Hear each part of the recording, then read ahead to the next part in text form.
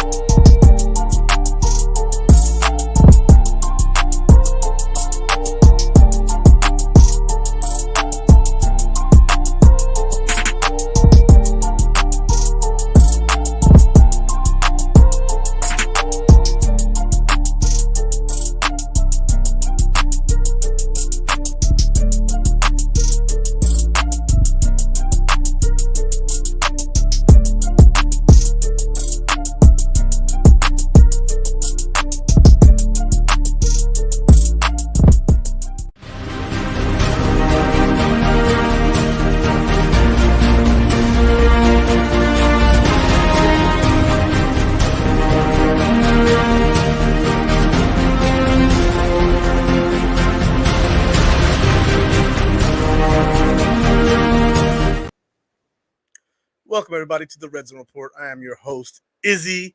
It is wonderful to have you guys here with me on this beautiful Sunday. We're here to talk about football, the Buffalo Bills. We're here to talk about Bills football, right? So let's go ahead and get to it. Let's get down to it. There's been a lot of talk in the media lately about a specific player, and the host of this show, me, and one of our creators in Dave, or DM3, came up with the idea to talk about a specific guy, and then I'm going to go over other players who are potentially on the, on the docket to be signed by the Bills, depending on the price tag, of course, right? So this person would not be cheap in any way, shape, or form. He's already in the freaking title and description of the show. His name is DHop. Deandre Hopkins, currently of the Arizona Cardinals, formerly of the Houston Texans. The man is a baller, superstar wide receiver. He's going to be 32 this season. But the man's footwork, the man's, route running, his ability to high point the ball, go up and get it, and just make crazy catches. As we all remember during the Hail Mary catch where he caught the ball over three of our best defenders, Jordan Poyer, Micah Hyde, and Tre'Davious White. He went up there among those three monsters of the Bills and made the catch, right? This guy is a baller, right? DeAndre Hopkins is a beast. And there have been trade talks coming from all kinds of different sources to the Bills. And a lot of them have been very valid sources, right? And I definitely didn't go back and look and see who wrote them, but they were in mainstream media, Twitter, people blue check marks out there saying that the Bills are the front runners to go and get him. Now, DeAndre Hopkins' cap numbers are up there. I think it's above $30 million for the next 2 years. And if the Bills were to pick him up, they probably would have to add a year or two to the contract, even if it's a void year or another year and a void, or however you want to slice it up and dice it up, just to make this cap number digestible for the Bills. If the Buffalo Bills were to make this trade, they would definitely have to part ways with some players. In particular, most likely, it looks like it could be Ed Oliver. Let's see some comments here. So yes, D-Hop is going to Buffalo. Makes sense, to be honest. Jets family in the house. Hey, welcome to the video, Jets fans. Nice to have you guys here too. You guys are welcome. You guys talk about your guys. We check you guys out because you guys are up and coming. It's tough. So, I'm not sure what that means, but yeah. All right, bring in D-Hop. Let's go. Hopkins cap hit is huge hurdle. It is a huge hurdle, and if we were to bring in D-Hop, like we would most likely definitely have to trade Ed Oliver, right? And then find somebody else who was less expensive to take his place on this roster. And in my in the rest of this video, I do have a candidate for that. And we'll see, what you guys think about that. And we'll get to that. But DeAndre Hopkins, this past year, he, missed some time. He missed the first 6 weeks for a suspension, right? And with that suspension, it was due to PEDs. Now, I don't know if he was taking some sort of steroid or something like that to recover from the injury he had the year previous. But when DeAndre Hopkins did play, he played pretty well still. He was still catching good passes. He had some bums at quarterback throwing the ball this year. Kyler Murray got hurt, so he had Colt McCoy out there slinging the ball to him. And in 9 games, he still had 64 receptions, 717 yards, and 3 touchdowns. Right? He averaged 11.2 yards per catch. That's nothing to scoff at, nothing to sneeze at, nothing to even turn and to look at and say, oh no, not that. Right? The guy still played very well with poor quarterback play at best. The quarterback play was terrible. See, Ed Oliver and a 5th. So the one I saw was you give up Ed Oliver and a 5th for DeAndre Hopkins. There was Gabe Davis, Ed Oliver, and a 5th for DeAndre Hopkins and Isaiah Simmons. That's the trade I saw proposed. That's one of them I saw out there. That one was just like a guess at what the compensation would be to the Cardinals. Now, they would probably have to eat some cap space, and we might have to jump that pick up a little bit, maybe to a 4th or 3rd. So that way those guys would be willing to play ball with the whole taking some of that cap hit on their own. And then giving them Gabe would be, a receiver that they could use. Then Isaiah Simmons would fill a linebacker spot. So that's an interesting trade. I would do it if that was the price, and then it would eat some of that cap. Or if Bean had some magic in his little bag over here to be able to churn out some of that cap space down the line, so that way we could eat that this year, right? Because the DeAndre Hopkins number is going to be big. So you can't get rid of Ed Oliver this year. His contract and cap are in concrete. Actually, that's not true. If they trade Ed Oliver, his entire cap hit is off the books. Dead serious. If we were to cut Ed Oliver, he would get all his money. But if we traded him, he would not. We could trade his entire contract, and we wouldn't have to pay any of it because it's a 5th-year option. There are different rules for 5th-year options than with regular guaranteed money. What's up, man? How you doing, Jacob? Nice to see you in the comments. So the Bills could go after DeAndre Hopkins. They could make the move that says we're all in this year, right? We're all in this year. A lot of the moves that this NFL season has turned out are 1-year deals. You have a lot of 1-year deals coming out of nowhere, whereas most years there's huge splash signings. There's only been a few, and most of those, from what I remember, were 2 offensive linemen to the Broncos. They picked up a couple linemen. They shelled out like $80 million apiece for those guys. There hasn't been a lot of huge signings. Bobby Wagner, who I really wanted to come to Buffalo, he ended up signing a $7 million deal for 1 year to go back to Seattle. I really wanted him, but you know what? We didn't get him. So got to live with that and got to move on. And there's some other free agents out there. And I only made a short list. It's only 5 guys, I think it is total. I think, and that might be including DHop. Yeah, so there's only 4 of the players that I'm talking about for the Bills to come and go get. So here we go. Christopher Homer says save $10 million. Yeah, it's actually 10.7 or 10.8, somewhere like that, where the Bills would save in trading at Oliver. Cutting him, we wouldn't save it, but we're not going to cut him. He's either going to play for the Bills or he's going to get traded. And if it's me, I trade him because I don't see us re-signing him next year. I don't see it happening.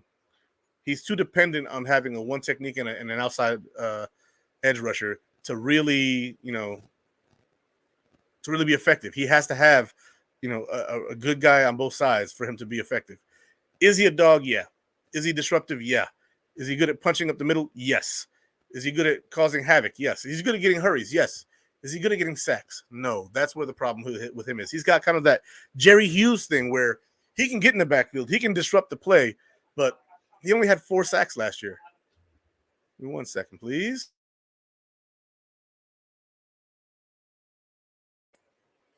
Should be okay. But yeah, he's just not effective getting to the target. He's very effective when it comes to disruption. He's just not that effective finishing the play. And that's kind of a problem. Just think of the possibilities with Diggs, Hopkins, Davis, and fast guys. So in the trade scenario I saw, we'd be trading Davis, but if we kept Davis, let's say it was just DHop for Ed Oliver in a fifth. That is crazy. That's nuts. O-line getting stronger. Yeah, I think so. I think they are. We'll talk about that. Cap space doesn't exist anymore. The Saints and Bucks are an example of that. I don't know, man. They're both struggling with it this year. They both have had to cut some players. What you think about Calais Campbell? We'll talk about that later. Rams are an example that it does. It is. They are. He's so. Would rather have Jerry Hughes. Look, Jerry Hughes this past year with Houston lit it up. Right. He went to a team, right scenario, and that's good. That's good for him. I love Jerry Hughes, and I'm happy for his success. Even if it's not with us, because he gave us his heart and soul. So Jerry Hughes is always going to have a place in my heart, regardless. I'm trading Ed Oliver to get our 1B wide receiver. DHop needs to be a Buffalo Bill ASAP. Diggs DHop would be hard to beat. Look, it would be, because who are you double teaming? And then if you double team either one of those guys, you're leaving the other one not double teamed, plus Gabe Davis. And then Dawson Knox. And then if it's short yardage and you have DHop out there with Diggs, and then you have Knox at tight end, and then you have Damian Harris coming out of the backfield, potentially running the ball, you have no idea what we're doing. Is Josh slinging it short to DHop? Is he having Steph Diggs run an intermediate route? Is he having Dawson Knox run straight down the middle or a corner or a post? Is he going to have Damian Harris or hand Damian Harris the ball? Or is he going to do an RPO and keep it himself and take it, for the yardage he needs? This right here opens up the offense so much. If the Bills go and get DeAndre Hopkins, the offense possibilities explode. And it's not to say the Bills don't have adequate receivers right now. We do have adequate receivers right now. However, if you go out and you go get a DeAndre Hopkins, it's over. As my man here, Christopher Homer, says in the comments, it's over. If you go and you get DeAndre Hopkins, at that point it's over. But he's talking about and draft Bijan Robinson, right? Now, Bijan Robinson's on the board. Top tier offensive lineman is not. Top tier linebacker is not. I'm all for it. Let's go get him. Get better. Get the best players you can get. And if Bijan's there, dude, I rank him right up there with Saquon Barkley as a prospect. There just happens to be a lot of other guys, right? So go get him. Go get Bijan. I'm fine with that. That doesn't bother me one bit. Bills won't trade Davis. He's our representative for the NFL Players Union. Bean will likely look to extend him at the end of free agency. That's possible. That's a possibility, right?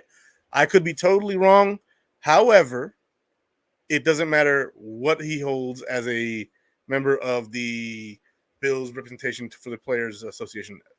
I think Harrison Phillips was ours before too, wasn't he? And he just went to the Vikings. He also did a whole lot of stuff in the city of Buffalo. Football is what matters here, not representation for the Players Union. They'll find somebody else to do that. OBJ. We'll talk about OBJ.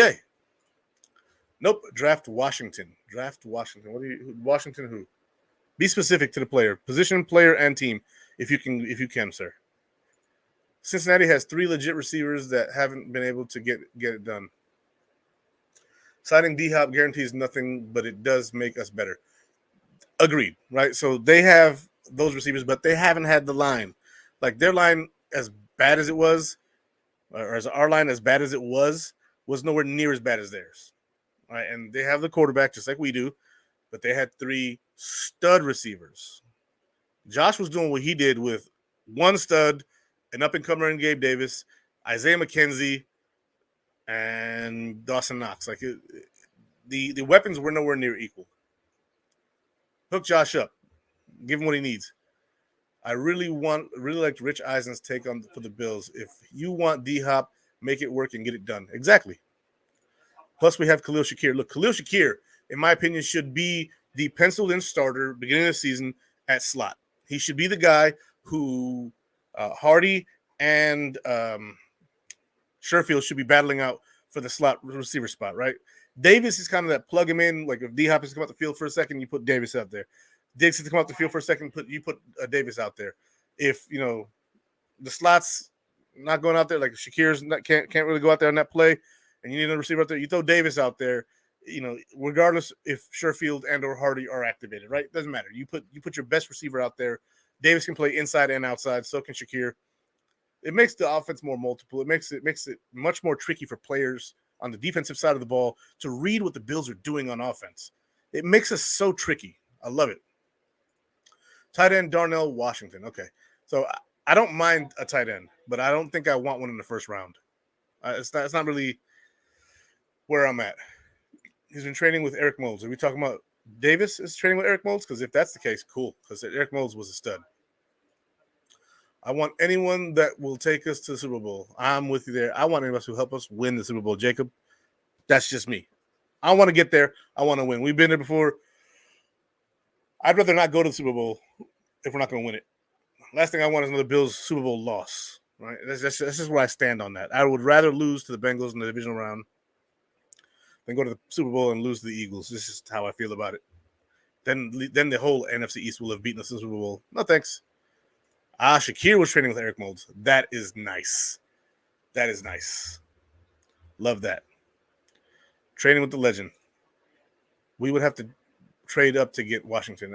I'm not really for a tight end in the first round. We have Dawson Knox. We're paying freaking, what is it, $90 million or $60 million? Something. He got a big number this year. He's getting like 15 a year. I would personally rather keep Dawson Knox there, get another one in the third or fourth round. I'm not really for taking a tight end in the first round. That's just my prerogative. If they took him and he's a beast, fine. If he's the best player available, fine. And if you can't find a trade partner, and there's no one that you really see, that is a stud offensive lineman, a stud linebacker, a stud wide receiver, safety, then sure. All right, so DeAndre Hopkins to the Bills. Uh-oh. What's up, Rican? Dwayne Ferris here. What's up, Dwayne? Good to see you, buddy. If the Bills can land DeAndre Hopkins, that just changes all the possibilities. That would give Ken Dorsey like a new marker to paint with or a new marker to draw with, right? He can definitely do different schemes with it. He can run way more motions. He can do so much more. And the thing is, DeAndre Hopkins, Diggs, Davis, Shakir are top 4 receivers on the team right now, in my opinion. If we got DHop, can play inside, they can play outside, they can do motions. They're all very good route runners. That to me would be outstanding. And then with Shakir taking a bigger step, I think he's got speed. He's a 4.42 guy. He's got speed. He doesn't look like he's moving that fast on the screen, but he is fast. He is a fast wide receiver. He's got good hands. He dropped a couple of passes last year. It happens. He didn't drop a ton of passes. The ones he did drop were noticeable, but you know what? He also, I believe it was against the Steelers, caught one in triple coverage. Jumped up, climbed the ladder, and caught the ball in triple coverage. Khalil Shakir deserves his shot. And I think that he will have it this year. I don't think last year he really got a shot. They had Diggs, they had Davis elevated number 2. They had brought in Crowder. They brought McKenzie back. McKenzie's gone. Crowder's gone. Beasley's gone. They brought in 2 guys from other teams who are looking for an opportunity. And, if they make the best of the opportunity and make an impact on his team, then so be it. I'm for it. However, if they do not, then by all means, Shakir should be that guy. That's just me. DHop is that 50-50 wide receiver we have been missing for a while now. He absolutely positively is. Look, Diggs is good. But Diggs is good at making you not be there with him. That's what Diggs' specialty is. He's good at making sure you don't stick to his hip. And when you don't, he punishes you for it. Like he did against Jalen Ramsey week 1 last year against the Rams. What did he do? Jalen Ramsey wasn't close. He had to catch up like 20, 30 yards. He almost got there, but he didn't because Diggs just faked him out that bad. There was no hope. There was no hope of him getting there. That's what Diggs does. Diggs goes out there and he makes you pay for your mistakes. And I love it. I love it. Your puppy is knocked out. Yeah. So this is my puppy, Luna. She's 7 weeks old now, and she is a Kangal German Shepherd mix. So she's going to be huge, but she's a baby right now, and she's just, she's enjoying that Bill's pillow. Right, Luna? Right? It's my little baby. But yeah, she loves that pillow. All right. Arizona just lost J.J. Watt. They could definitely use Ed Oliver to apply some kind of yeah. And the thing is, they run a 3-4-ish scheme, like a hybrid 3-4-4-3. I think that Ed Oliver would be much better suited, and a lot of the guys that built in Buffalo were talking about this as well. That in a 3-4 scheme at defensive end, Ed Oliver would probably be a beast. But there's no telling until he gets there, right? So I would straight up give him Ed Oliver and a fifth for DHop and just be done with it, and then arrange DHop's money to where it makes better sense for the Bills. Wouldn't be a crazy deal for me. Mischievous. I see BIB had a major overhaul. We did. We've had some major overhauls. We're still making changes. Scheduling and putting people together as teams. And we had a bunch of solo shows, and some of them are going to be team shows. Some shows during the regular season will be different than shows are in the post and preseason. Like my show right now is a one-man show. Come the regular season, I'll probably have a partner, and this will be the Redzone Report post-game show, most likely. That could change too. So we're trying to figure out the best things to do here at Built in Buffalo, but we're happy to do it. But yeah, we're talking about these players, man. It's just so much fun. Like how much fun are you guys having coming on here with me, getting in the comments, posting something? I get to read it back and discuss it with you. This is the epitome of what fandom should be, especially when you're in such a platform like this. This is great. Ed Oliver would do well in Chicago with Edmonds in that same 3-4 scheme. He would probably do good over there too. If the Cardinals didn't want Ed Oliver, I would absolutely trade him to the Bears. The Bears. Make the trade, go Bills. You dang right. I'm with you. Oliver would fit in Chicago also. Yes, he would. How is Hopkins' MCL from last year? Well, I discussed his stats already, but last year, 64 catches, 717, 3 TDs, and he only played 9 games. He missed 6 with the suspension, and then he missed a couple with the MCL. I think that it's just an MCL strain, so he should be fine. He's an older player, but he didn't tear anything from what I understand. If he did, it was partial. It wasn't a serious injury. No big deal was made of it, so it's cool. What order 1 place to 4 place in the AFC East? We're winning the division again. We're winning the division again. So we worked together a few times in the past. Yes, we have. I remember you. MCL's healed. Yep. Also here talk about Bobby Wagner, but not sure about that. Bobby Wagner actually just signed with the Seahawks. He signed a 1-year, $7 million deal. He went back home. So good for the Seahawks, good for Bobby Wagner. I really wanted him here, but he's gone. They say Hopkins doesn't really practice. Do you think that'll be a problem? No, he's an established veteran. He's 31, going to be 32 years old. I wouldn't expect that. I wouldn't expect that Deandre Hopkins would be a guy who they want to practice all the time. Look at the Bills. The Bills have people who they give veteran practice days, sometimes twice a week to older guys. When Jerry Hughes was here, he was getting 1 or 2 days off a week. When Kyle Williams was here, 1 or 2 days a week. Like, he just didn't practice. And that's because the team said, hey, you're an established veteran. Diggs gets the same treatment. You're an established veteran. Let's get some of these younger guys some reps. We know you got this. We'll see you tomorrow. And that's what they do.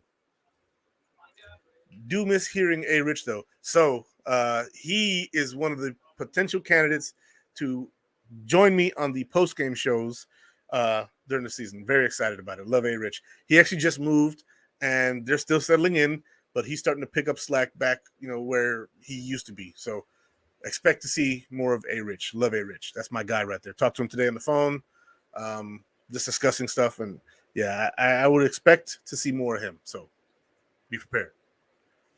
Diggs does not practice a ton. He doesn't. Brandon Bean better make that trade. Our window is slowly closing. We would have the best receiving core, and defenses have to still worry about Josh Allen running the ball too. Yeah, and Damian Harris.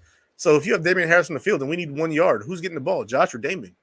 I don't know. Do you? No idea. Not an issue. Okay. Yeah. I feel you, Gary. I feel you. See. Having a dude named J.A. window is always open. You dang right. The window's always open when you have Josh Allen. When you have a franchise quarterback, it's always open. You may have a down year here and there, but that's just a retooling year. Like, look at Josh's rookie year. $55 million in dead cap. What they do next year, they start retooling. You bring in a Beasley and a freaking John Brown. You retool a little bit, you make the playoffs again. Next year, you do some more, you build it again. The Bills aren't going to be a team that has to rebuild. They'll have like a down year and then a retool and bring it back. So we're not there yet. And that's only if Brandon Beane goes for these moves like going for a DHop, where you're going all in for one season and then you have to retool after that. The Bills are in a precarious position, and here's why, right? We still have a few needs, right? We needed a running back, and last week I was talking about Kareem Hunt. I was talking about Ezekiel Elliott. I was talking about Leonard Fournette. And we went and got Damian Harris, who went completely under my radar. I missed Damian Harris. I don't know how I missed him being out there. Because when they signed him, I was like, oh, snap. How did I not see this guy out there on the free agent market? But, it's a thing. You look at these things, you're like, yeah, oh, Lenny Fournette, cool. Oh, Zeke, yeah, cool. Yeah, freaking Kareem Hunt, yeah, definitely him. And then you're like, just perusing through the rest of the list, and you miss it. The AFC is getting stacked. The AFC is getting stacked, but those other teams have a salary cap too. They have a salary cap too. The Jaguars paid Christian Kirk. They're gonna have to do the same thing we're doing. You got to build your team big in order to get to that top of the mountain, and then eventually it's gonna fall apart because those guys who got you there are gonna want to get paid, and then you do the same thing over and over again. That's why we have a salary cap in the NFL to keep this thing competitive. Otherwise, it'll be the Cowboys and the Patriots every damn year. Who the hell wants that? Not I, said the Puerto Rican guy. Harris over Hines for RB1. Hines is definitely more than a return specialist. James Cook's going to be RB1 as far as I'm concerned.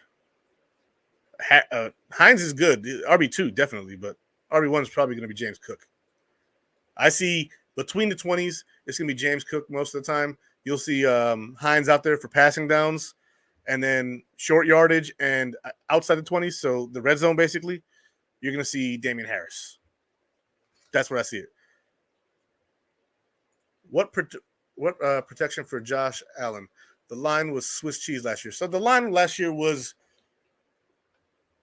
solid in some spots and piss poor in other spots. Honestly, we'll be honest here. Right? Roger Saffold was a mess. Spencer Brown had just come off back surgery, so he played a mess too. The Bills brought in a bunch of guards. Right? Connor McGovern at guard, pass protection. Mwah. Run blocking, that could have been scheme, though. The whole run pearl problem could have been scheme. And so I'm actually excited to see what Connor McGovern can do. They also brought in, David Edwards, I think it is, from the Rams, who had a down year last year. He had a couple concussions. Which sounds familiar, right? It sounds like Mitch Morse. And he had to deal with that in his way. He's cleared from the concussion protocol. He's a big boy. He's 6'6", big interior offensive lineman. Coached under Aaron Kromer when he was with the Rams. I think that he has potential to really be a starter. He could take that right guard spot or that left guard spot, and then Bates could be the other one. Give me 1 second. I have to deal with a kid who's too loud.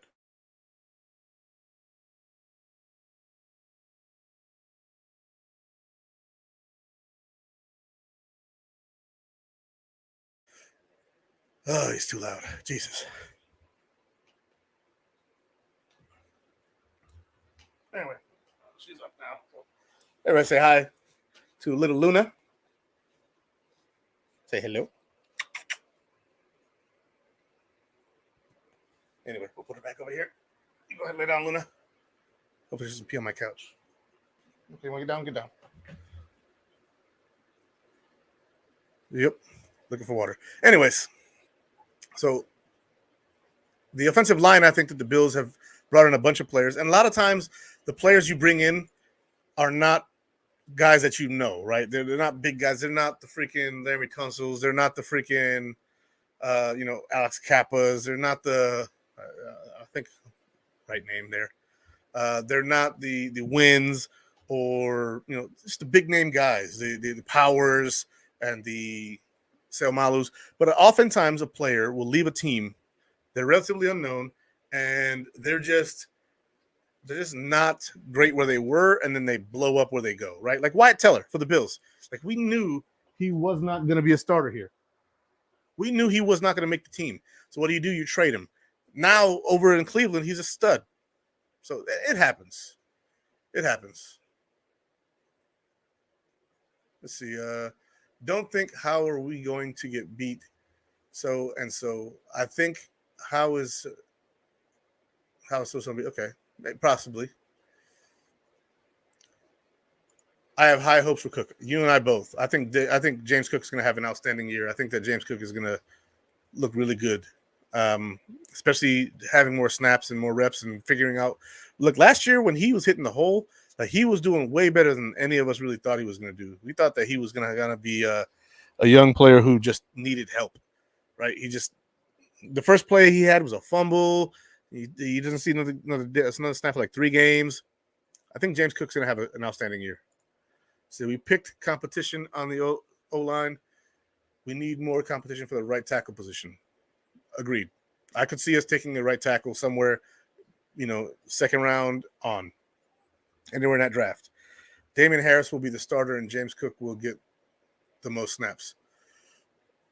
I don't know how that works. Luna, yep, that's my baby. Right tackle was hurting us last year. We should really look at it. So you also got to remember, he did come off of back surgery. He did not have a preseason last year. He didn't see a single snap into the regular season. Spencer Brown came off that back surgery. Debilitating. It could be that. He could just suck. That could be the case. He could just suck. Stop the BS already and go trade for DHop. I'm with you. I was hoping you weren't talking about me, but you weren't. So cool. So we'll draft interior offensive line, not worried. Yeah, we can draft one of those too. Like we picked up a few. We can draft another one. And then from there, we can, draft a tackle as well, somewhere in the draft. I think that the Bills have potential to pick up anybody, really, now that they've gone out and done that. Yeah. Interior offensive line, round 1, or who plugs and plays? Okay, this is a good question. So, defense on the defense, linebacker. We currently have 4 guys on the roster who are potential roster spots, right? We have Balen Spector, we have Tyler Dodson, we have Terrell Bernard, and we have Matt Milano, right? Those are your 4 guys that are currently on the team who are most likely to suit up on game day. Also, Tyler Medikevich for special teams, right? So, who is going to replace Tremaine Edmonds? Now, they could look to bring in another guy, or they could draft somebody. Now, if Drew Sanders is sitting there staring in the face at number 27, you draft Drew Sanders. That dude's going to be a monster. And I've had some people saying that he's not that great in coverage. I don't care. We have Matt Milano to be our coverage guy. We, generally speaking, run a 4-2-5. So Taron Johnson's on the other side, another coverage guy. We can have a middle linebacker who's just a little bit lacking in that department, but still has the ability to do it, but does not make mistakes when it comes into run protection. That's what really ate us up last year. In the playoffs, we didn't get beat by Joe Burrow being a superb passer. He had a couple of touchdowns in that game, but we got ate alive by a substandard running game. Right? The Bengals have a substandard running game all year last year, and they were able to run on us. And part of that is Daquan Jones was missing. Another part of that is Tremaine Edmonds is an indecisive run stopper. He does not hit the right hole oftentimes because he second guesses himself. Hit the hole, take out the back. That's what you got to do. He was getting more explosive. Absolutely. James Cook was getting more explosive as the season went on. Is Mitch Morse still center? Yes, he is. This might be his last year. I think he might retire after this year. He has 1 or 2 years left on his contract. I would see them, either moving Bates to center after this year, and then continuing on if they have the guys that they want at guard. Outside of that, also a lot of the guys we picked up have guard, center, flex, so that's a possibility too. So we have options at center. If he goes down, I'm not that worried. We did pick up guys who are flexible guys, and Bates is one of those guys. We also re-signed Ike Botker, who plays solid at guard. He's not a great guard. He's just a solid guard, right? And if you want to have somebody come off the bench, you want somebody who's at least solid to do so. We don't want a bum like Roger Saffold. No offense, he's a Pro Bowler, all pro before, but this year he was a bum. Let's be real. We don't need that. He was healthy. Who the hell is going to play middle linebacker? Just went over that. Cool. Can we please get Melvin Ingram, please? You guys are good. You guys are good. T, you and I talked, okay? You and I talked already. So I'm okay. I see you. I see you. See, I don't know if you do hot takes, but I think we play dime formations with Milano. And no. Absolutely not. I do hot takes, right? But that's not one I would go for personally. Personally, for me, a good hot take would be Balin Spencer wins the starting job at middle linebacker. That would be nuts. However, I live in North Carolina. Clemson is right down the road. I've seen the kid play on local TV, and the kid can play linebacker. Is he a starter in the NFL? I don't know. However, it's been crazier things in the NFL that happened, which I don't want to talk like that. It's been crazier. There have been crazier things that happened in the NFL than a 7th-round pick taking over starting job. And some people will say he's undersized. He is 6 foot, 230 pounds, 233 pounds. He is not undersized. He's not really tall like Tremaine Edmonds, 6'5", but yeah, he's not undersized in my opinion. Let me fix that. I just accidentally kicked the stand. Jack Campbell, in the second round, if we were to trade back, like say Drew Sanders is in there, 27, and we decide to trade back, all for it. All for Jack Campbell. Jack Campbell and also Simpson from Clemson. Again, I get to see them all the time. I'm not a Clemson fan. I'm a Syracuse fan, but I get to see them, and I'm impressed. That boy's fast. He's fast. Simpson's fast. See, and rundowns 4-3 extra linebackers. So on occasion we do that, but it's really rare. It's really rare that we're in base formation. I don't remember a time this year where I saw base formation. I hope so. I hope they trade Ed. Said, if we get a true 1B wide receiver before the draft, I think the Bills can just go best player available. Yeah, so if they do that and they pick up a linebacker, maybe sure. T over here laughing because she knows what's up. Her and I had a conversation. I don't remember if it was this morning. I think it was yesterday. I think it was at work, and I had a moment in between, doing things at a job site. And she was like, "Hey, Izzy, I need to ask you some questions about linebackers." And so we were talking about them, and yeah, her and I had some agreements, and she just needed a little bit of information on some players, so I helped her out. I will bet you a shot on that. Dude, I'll take a shot regardless. You can shoot. Why would you move an all-pro Milano out of his position? I wouldn't, personally. Calais Campbell thoughts. All right, so okay. Mr. Hayden DeLong, you are bringing me to the next player, right? Because I said we are going to talk about many players. The next player I'm talking about is Calais Campbell, right? I told you guys I had a list right here of 4 of the guys aside from DHop, and Calais Campbell's atop that list. If it's me, and I go and I acquire Deandre Hopkins, and I give them Ed Oliver for that, I go get Calais Campbell, right? I go get Calais Campbell faster than anything I can do, right?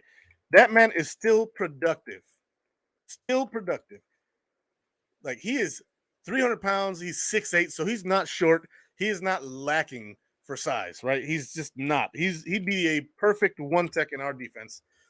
And not 1-tech, a 3-tech in our defense. And honestly, he's 37. He still plays young.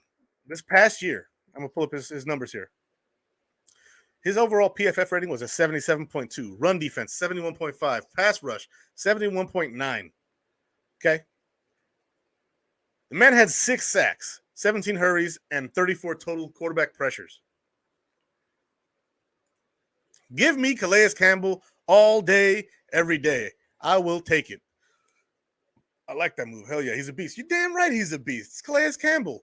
Every year this man's been in the NFL, he's produced, whether it was with the Jaguars, whether it was with the Cardinals, whether it was with the Ravens. Every year, this guy is a manimal. And he's a lovable, huggable son of a... You know. He, from what I hear and what I see in interviews, that man right there, Calais Campbell, is a saint of a person. And on the field, he's a beast of a player. Right? If you were... Let's say we traded Gabe Davis to the Cardinals. We gave him Ed Oliver, Gabe Davis, and a 5th, and they gave us Isaiah...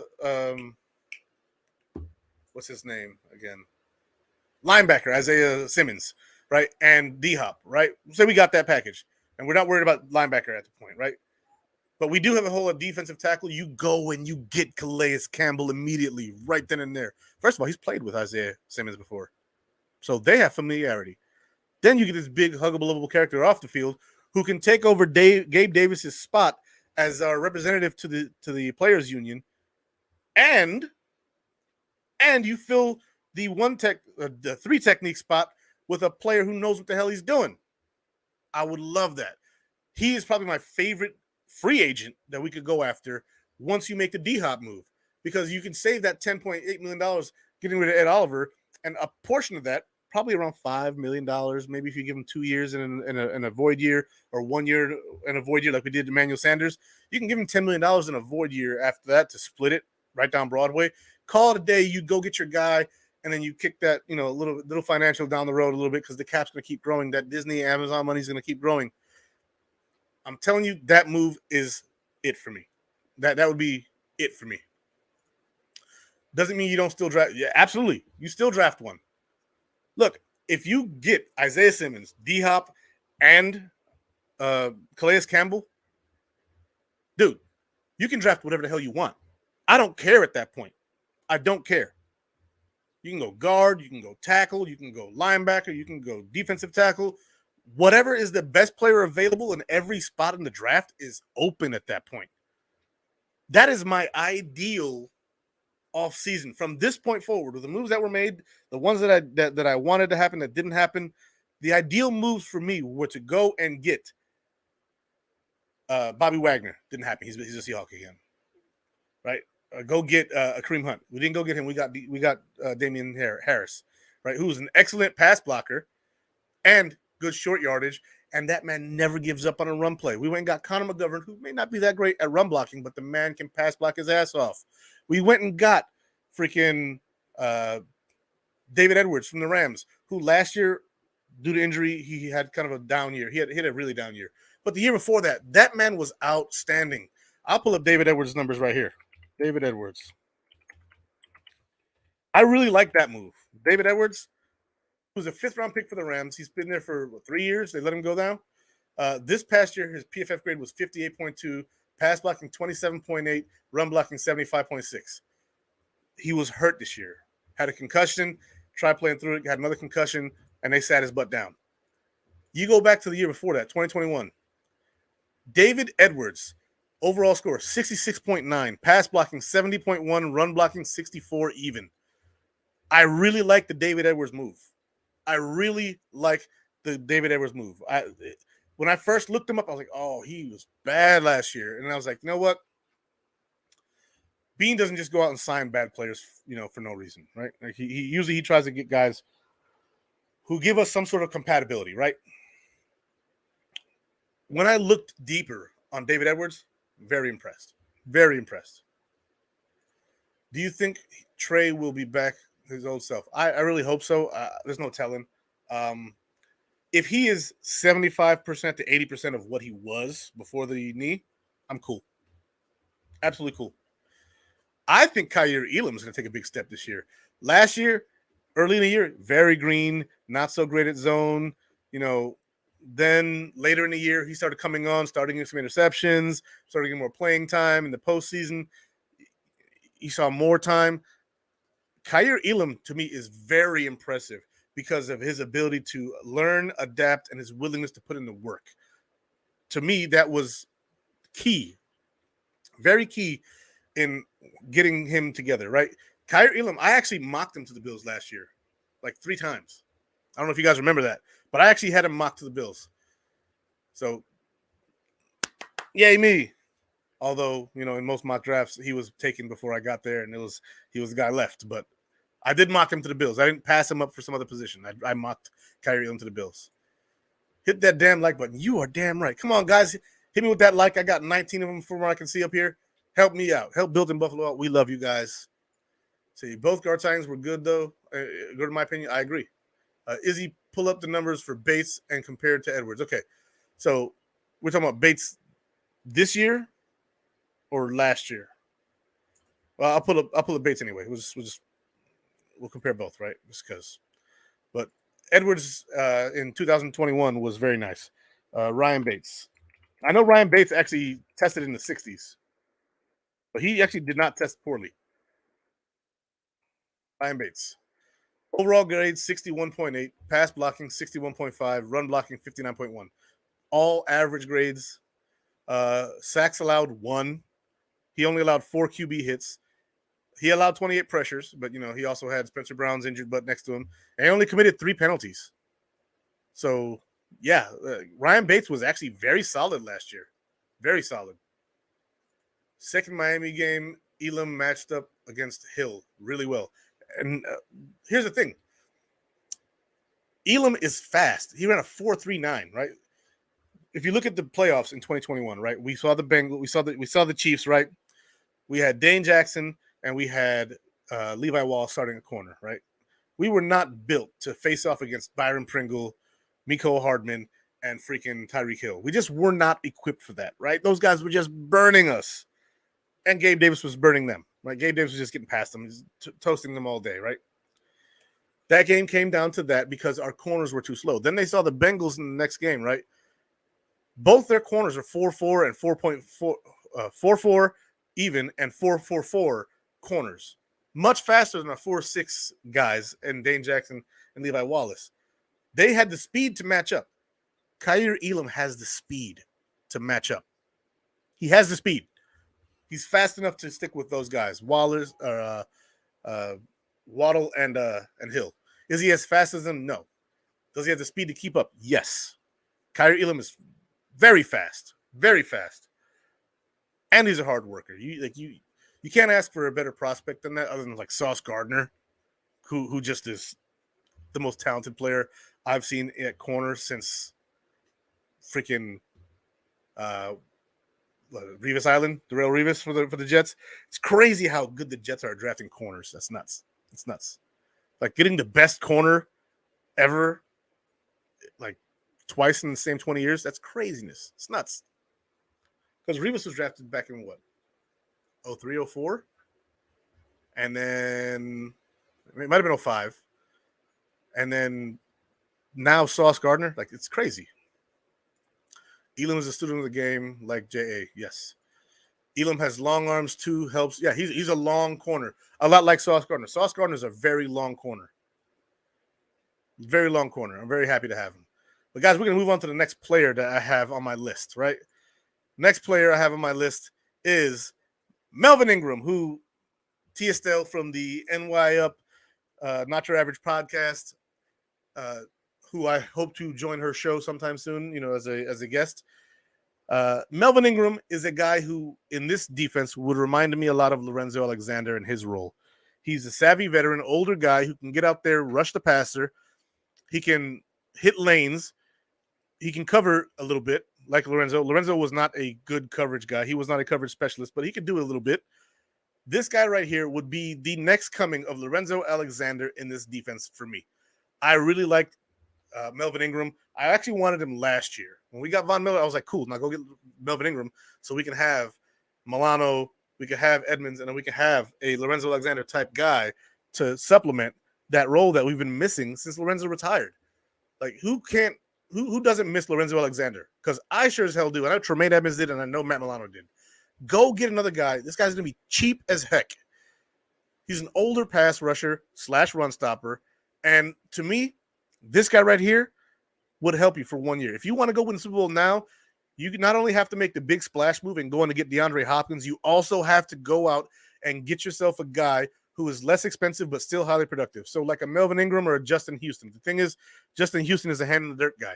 This guy is the guy who would replace Lorenzo Alexander. This guy right here is the guy you go get if you want stopping power, right? To me, he's the true Shaq Lawson replacement. Because he can play with his hand in the dirt. He can play standing up. He can do a lot of stuff. Every time we play Melvin Ingram, he gets a sack. He's always sacking Josh. Always sacking Josh. Go get that man. Ingram is a beast. He would fit this defense very well. So schematically, he technically doesn't fit the defense. Technically doesn't. Neither did Lorenzo Alexander. He was awesome in it. Dude had 12 and a half sacks for us. Go get him. Hell, I miss Kyle Williams, good old DT run stopper. You're right. I miss Kyle Williams too. Kyle Williams was a stud, but he's gone. I'm going to start rattling through some of these other players now, right?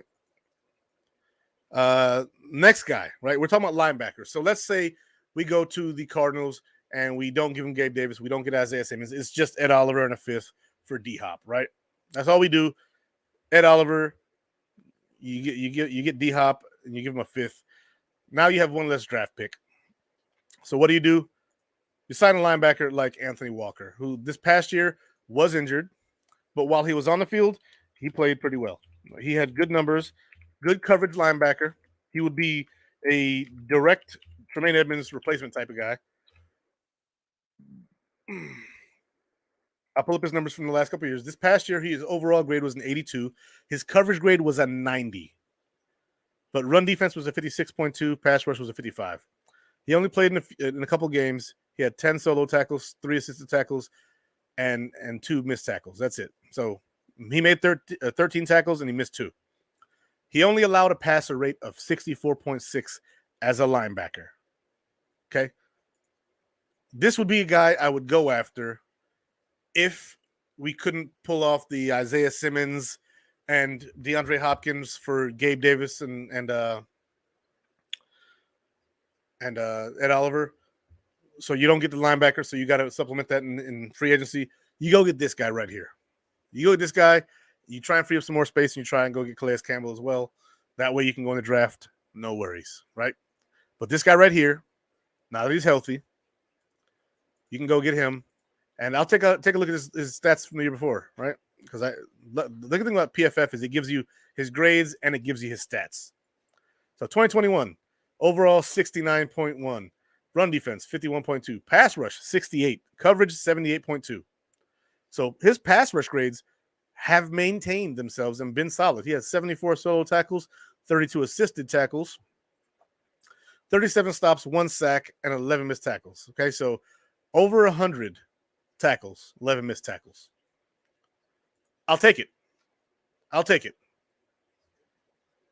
Personally, I would not trade Gabe Davis.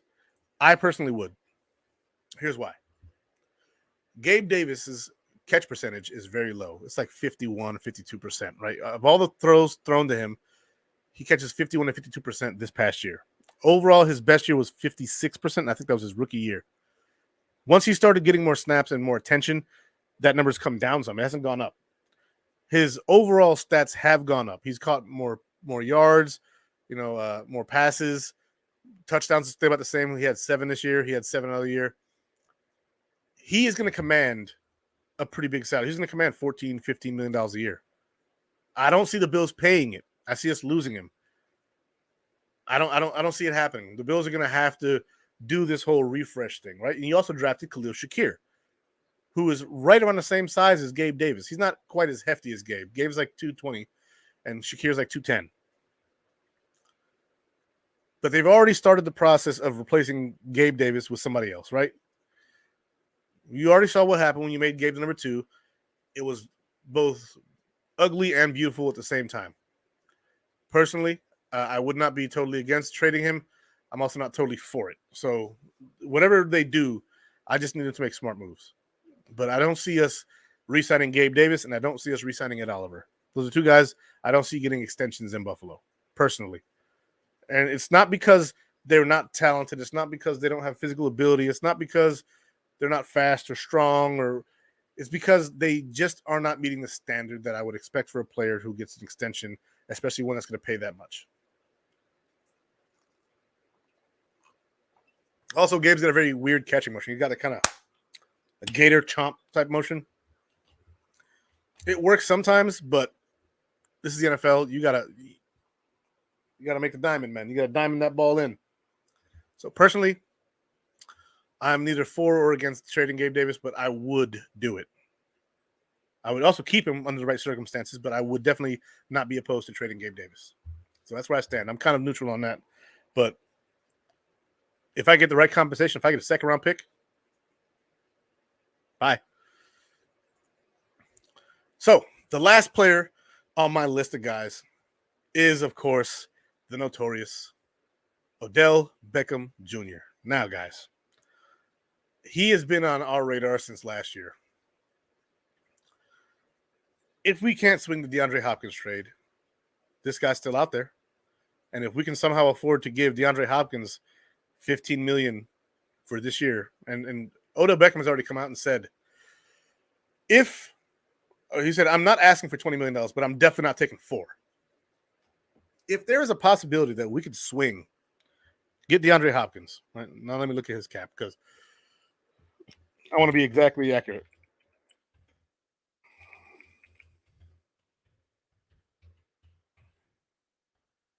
I want to be completely accurate with his contract. He has on the books for 2023 cap hit for the Cardinals, $30 million. Let's see.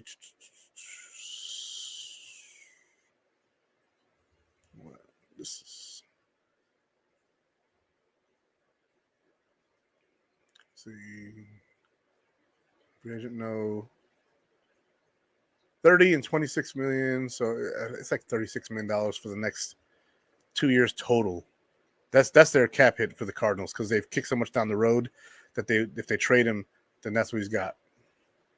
Potential out 3 years. Okay, so this is their out year. They can trade him, and his cap hit goes down. If we're talking about getting a guy who's going to be $30+ million for 2 years, you can't give Odell Beckham $8 a year for 2 years. You can't give up $16 million for 2 years, half of what DeAndre Hopkins is going to cost. I would do it. He said, I'm not taking 4. I'm not asking for 20. Why not go get Odell Beckham Jr.? What up, Peter? How you doing, baby? Love you, buddy. I would trade Gabe Davis because I know we're not re-signing him next. That's what I'm saying. DHop would cost just over $17 million this season for exactly right. So if we can give up $17 million this season to go get DHop, why can't we give up 8 for Odell Beckham Jr.? If we can't swing DHop, I prefer DHop, right? I prefer DeAndre Hopkins. Absolutely prefer DeAndre Hopkins. Don't sit here and say Izzy said we should go get Odell Beckham Jr. instead of no. I don't want that smoke. The smoke I want is if the Bills and the Cardinals can't come to terms on them eating a little bit of that money, maybe taking a 4th and Ed Oliver, balancing out where we can afford some other players.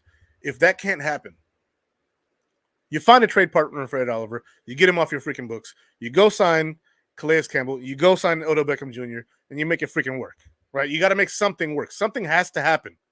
I don't like talking about consolation prizes, but Odell Beckham Jr. is a number 2 wide receiver at this point in his career. He's not a 1B. He is a true number 2. He doesn't drop the ball much, right? After his first surgery, they said that they kind of screwed it up. His knee tore again, and the doctors in LA are just better than the ones in Cleveland, apparently.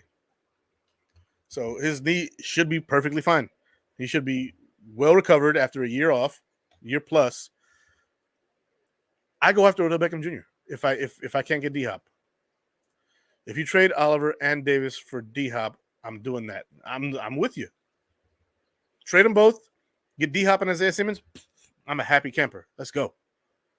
Throw him a 4th or 5th round pick. Cool. If that's what it takes to get it done, get it the freak done. Get it done now. Right now. But Odell Beckham Jr. would be a nice consolation prize.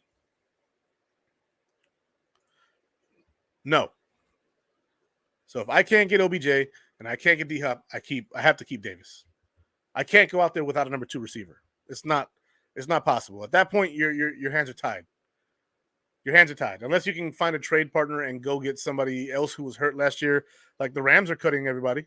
They're chopping up the boat to rebuild it, right?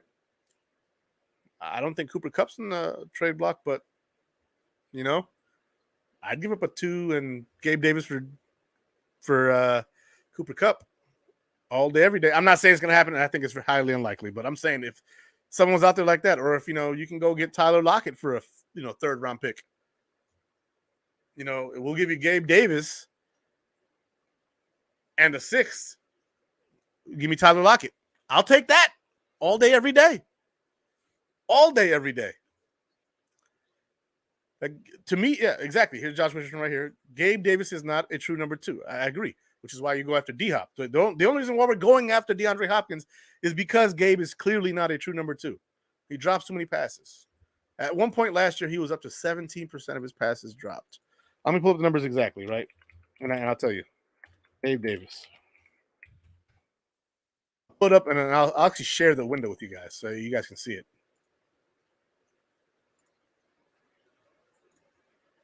Present. Share screen. Gabriel Davis stats. Share. Okay, so 48 receptions, 836 yards, 17.4 per catch. That's a very good number there.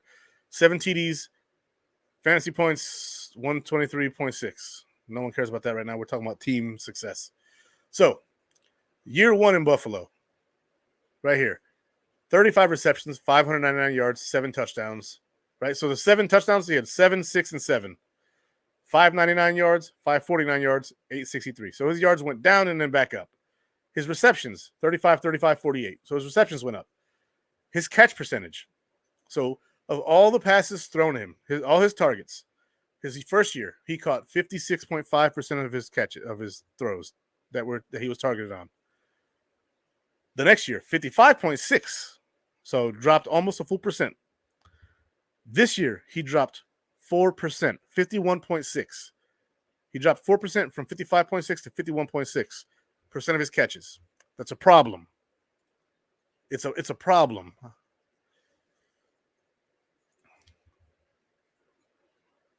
You know what? I might not be totally against that. I love the sarcasm, though. I do. Sarcasm is my language. Right? But Gabe Davis, he's got a problem with drops. And we can't afford to keep that going. That it's got to go. It can't continue. So if we have to keep him, then we have to keep him.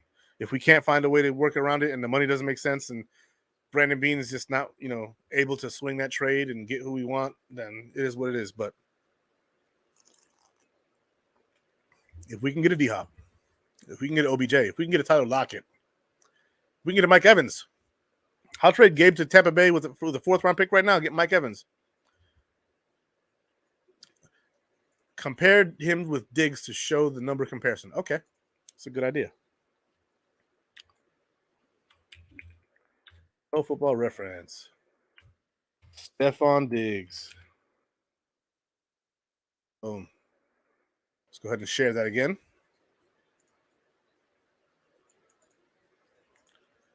Sharon is Karen.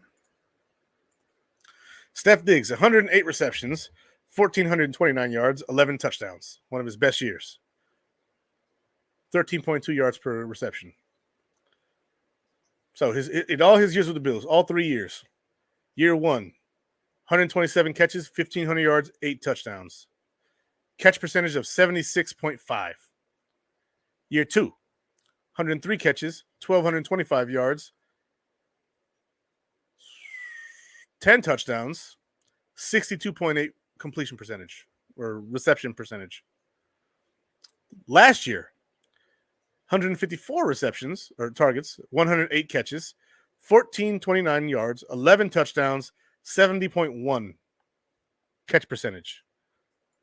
Massive, massive difference. It's not close. We're talking about at the best 10% difference. Or at the worst. Like Diggs is just him, as he says. If I'm trading Gabe Davis to the Giants, I'm getting a 2nd or 3rd round pick from the Giants. Yeah, exactly. I wouldn't want any of the receivers. You can keep those guys. Ron Douglas, nice. All right. So, guys, we have discussed Deandre Hopkins. We have discussed Calais Campbell. We have discussed Anthony Walker Jr. We have discussed Odell Beckham Jr. We have discussed Melvin Ingram. Now, if you guys want to stick around, I'll do another mock draft because that crap is fun. Let's go. Let me go ahead and remove my banners. Boop. Present, share screen. NFL Mock Draft Simulator. And it is already ready, ladies and gentlemen. Let's go ahead and check this thing out, right? So last week we did one. This week I'd like for you guys to be a little more interactive with it. We did have some interaction last week, but I have more viewers this week. I have 37 of you guys that I can see right now. There's probably more because I don't know how it counts Facebook and YouTube. But let's go ahead and hit start on this thing. Boom. Let's make this quick, fun, and enjoy the night. So the Bills pick at 27. We might get out for some trades. We might not. We'll see. Mock draft. Roy Collins is excited. Let's go, Roy. I know you know what's up. Let's go.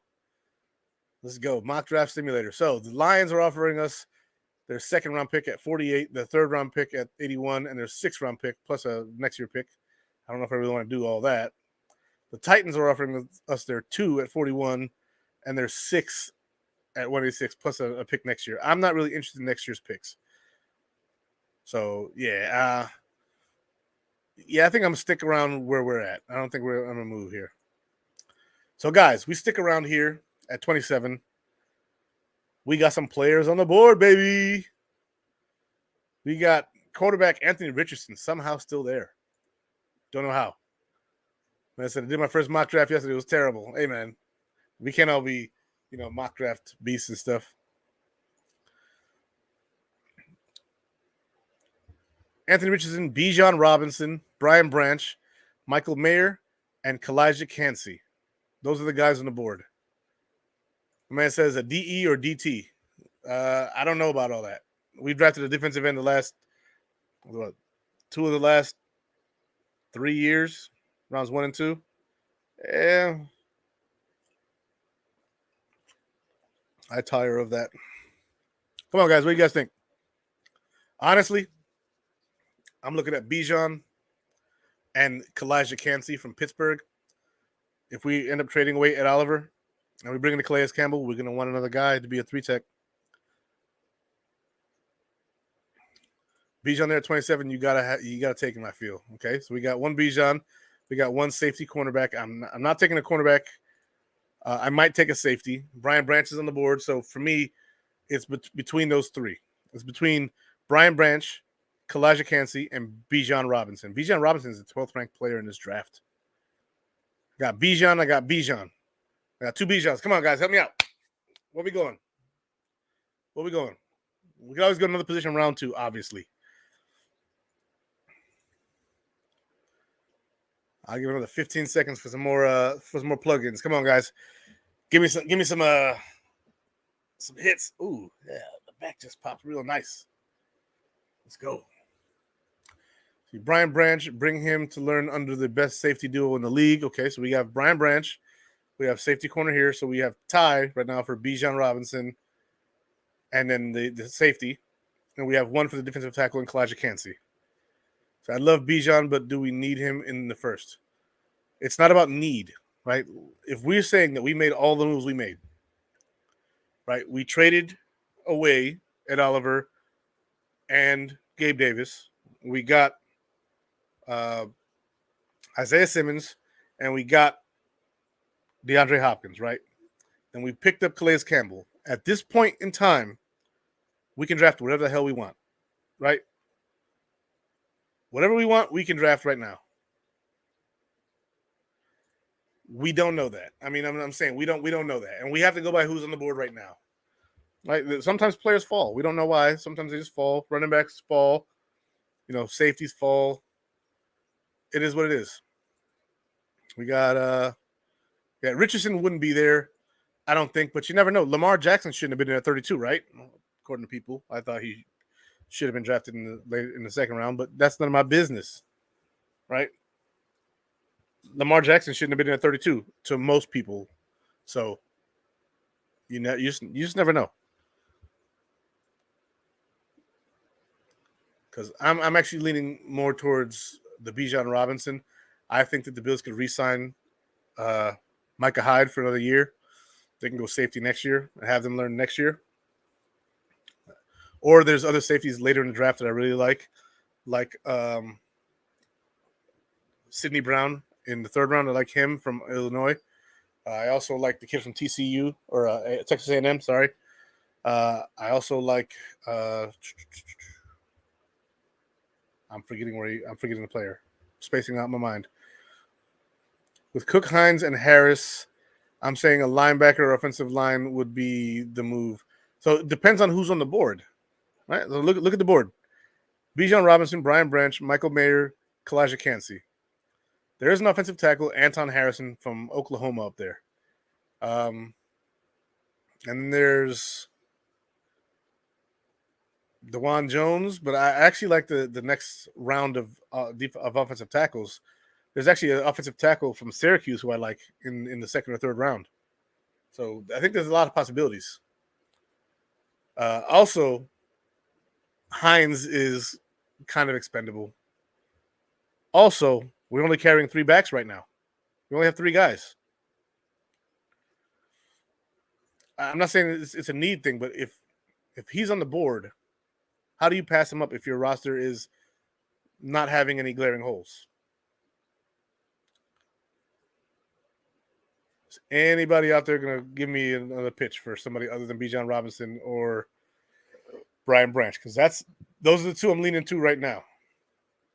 And Bijan Robinson is the higher ranked player. And he honestly, that's who I'd be inclined. Hines can stay. Yeah, he can stay. He can play special teams. He can play kick returner. He can play punt returner. He can do all that stuff. But you got a 3-headed monster back there with James Cook, Damon Harris. I mean, Damon Harris can be let go. He might not even like if you get a Bijan Robinson, you cutting Damon Harris. He's gonna go somewhere else. You know what I'm saying? Like his contract isn't set in stone. I don't think. Let me look up his contract real quick. Damian Harris contract. Oh, correct. I don't even remember if he got any guaranteed money. Oh, he got $1 million guaranteed. Okay, never mind. So he's gonna be here. Damian Harris is gonna be here. Still, you don't let a girlfriend stop you from finding a wife. You don't let a boyfriend stop you from finding a husband. Moral of the story: you don't let somebody who's temporary stop you from finding forever. Period. Even if forever is only 5 years. You know what I'm saying? Like, let's be real here. All right, I'm taking Bijan. There's not a lot of stuff in there. Bijan, you're up. Let's go. Round 2 will be interesting, guys.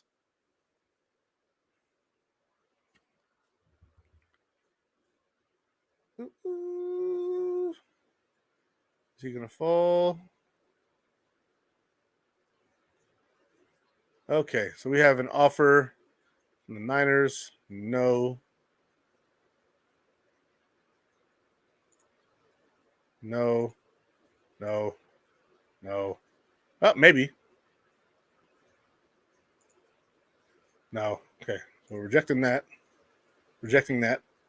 Rejecting that. And that. And so the Cardinals have an offer for us on the board. Bijan has such a high ceiling and relatively high floor. If he is there at 27 and the moves that you had talked about have been made, I don't see how you pass on him. I don't either. Don't let your wife stop you from finding a girlfriend. Oh, hang on. You said that backwards, man. You'll get yourself in trouble if she watches, man. Anyways, I love that. I love that comment. So this is one trade I'm looking at right here that is interesting. So the Cardinals want to give us their 3rd and their 5th and their 6th. We're at 59. The 3rd takes us to 66. Then we get a 5th and a 6th. So you move back 7 spots, get 2 more picks. What do you guys think? I actually like that trade.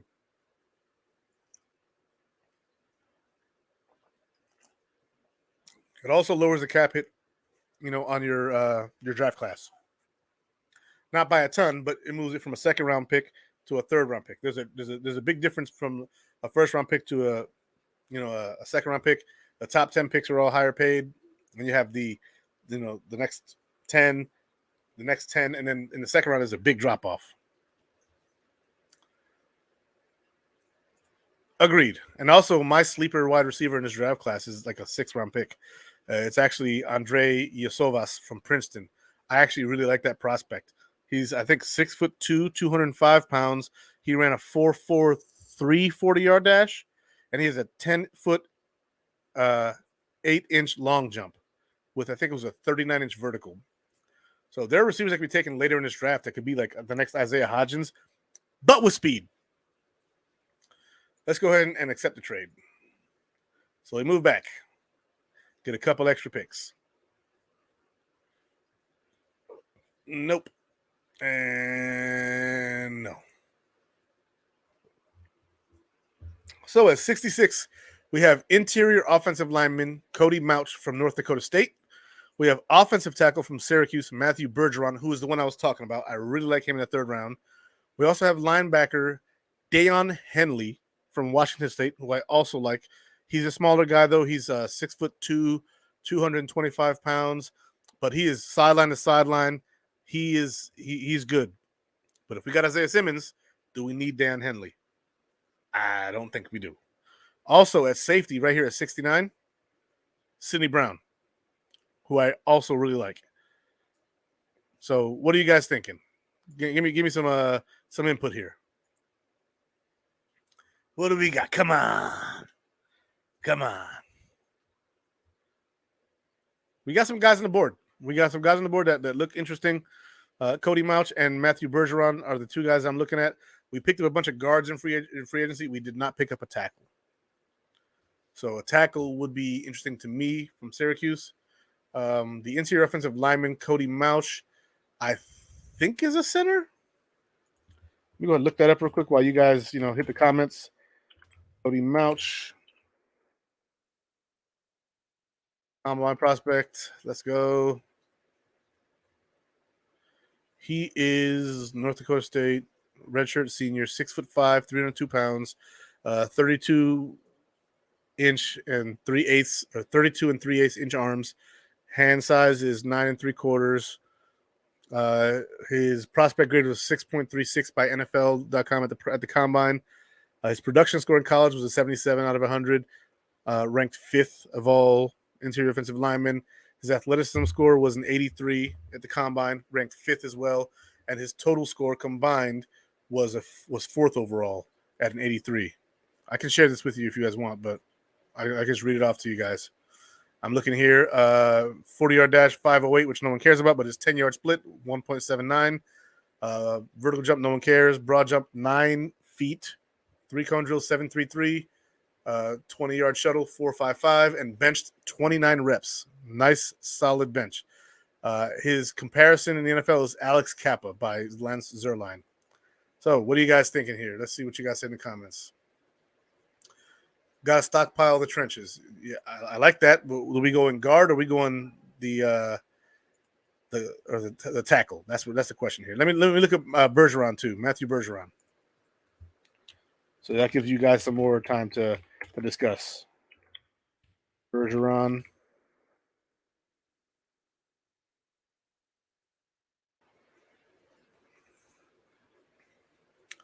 So he scored lower, but he's also a outside offensive lineman. Production score 74, athleticism score 71, total score 75. He is 6'5", 318 pounds out of Syracuse. Arm length 33 3/4. Hand 9.5. Prospect grade 6.39. Prospect grade for Cody Mouch was 6.36. So they're up there. Looks like he didn't do a lot of the combine drills. Joel Bitonio is his NFL comp. So what do you guys think here? I got Matthew Bergeron here. I got stockpile trenches up here. And I would take the offensive tackle, give some competition to Brown, even though I have serious hope for Brown with the real offseason. Hey, look, I agree with you there. Also, you never know how long Deion's going to last, man. Deion can hit a wall within the next 2-3 years. If you have a guy on the roster who's under a 4-year contract, and in the next 3 years, Deion hits that wall, which is possible because Deion Dawkins is how old? He's got to be like 28. 27, 28. He is 28 years old, right? So he's 28 years old. Next 3 years, he's going to be 31. He could hit that wall. You want to have somebody on the roster already, or you want to be forced to look for somebody in a trade? Personally, I'd rather have somebody on the roster. So let's go ahead and draft Matthew Bergeron, offensive tackle, Syracuse.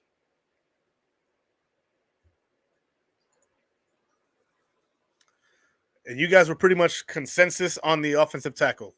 So that's really good. I like that. There was no bickering. All right. So we have a trade offer. We are in the third round, 91. We have an offer from the Patriots. They're going to give us 2 fourth-round picks, a 6th, and then a 3 next year and a 7 next year. I don't want to trade with them, but you know what? It's not a bad stockpile of picks. The Jags are offering us a 4th and 2/6. You can kiss it. The Texans are offering us a bunch of picks next year. No, and no to the Jags. Look, I'm not one to do business with the Patriots, but business is business, and they're talking about 2 fourths and a 6. Their safety. Okay, let's see the Sidney Brown's still on the board. I can see his name there. So I see safety right here. I see safety right here, and I actually like what you're cooking. It's F the Patriots all day. Boom, kiss it.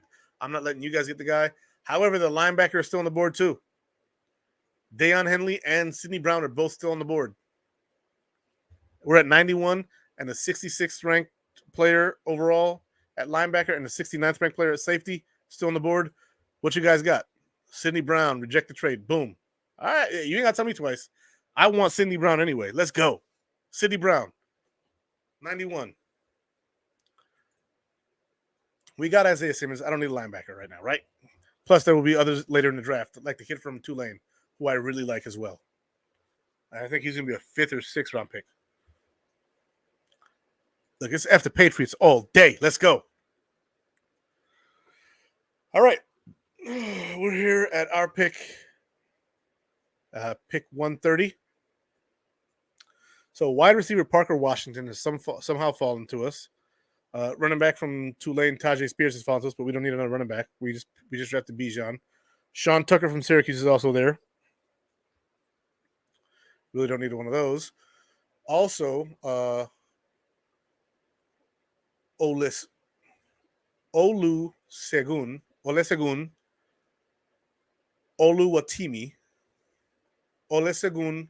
Oluwatimi from Michigan, interior offensive lineman, is on the board. And I know you guys were looking at interior offensive linemen. So we have 2 wide receivers in our range, Parker Washington, Michael Wilson from Stanford. We also have interior offensive lineman Olusegun Oluwatimi and Andrew Voorhees from USC. What say you? Come on, guys, help me out. I'm really liking this process this week. I got more people. It's more fun this way. Let's go. Help your boy Izzy out.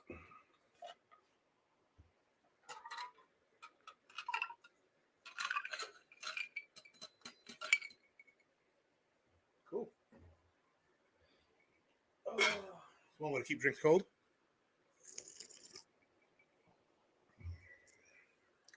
Anybody over here? Come on now. Let's see what these guys look like. So, Olusegun.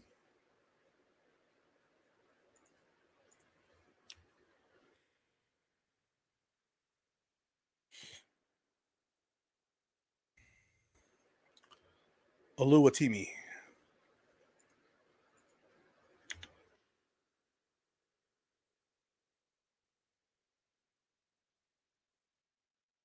Let's see this guy's size. Michigan, 6'3", 306 pounds. Draft combine prospect. Let's see what he looks like here in the draft. Prospect grade is 6.19. Production score is 69 in college. Athleticism score 74. Total score 76. Does he have a pro comp in here? He does not. Strengths. Settle steps into target and rolls hips into the block. Adequate drive strength in lower body as a single blocker. Plays with above average core strength. Consistently centers double team block at the first O lineman to make contact. Secures first block before peaking up to second level. Works in pass protection with independent hands. Able to disengage and reset hands against counters. Weaknesses. Limited lateral range. As a run blocker, not enough knockback pop in the first contact. Allows nose tackle to separate and play off of him. Sustain and finish to very average. Unable to slide quickly enough through to recover his edge. Can be pulled forward over his toes by the rusher. chases and loses gap responsibility against twists. Okay, so he's a 5th-round pick, guys. Tell me what you think.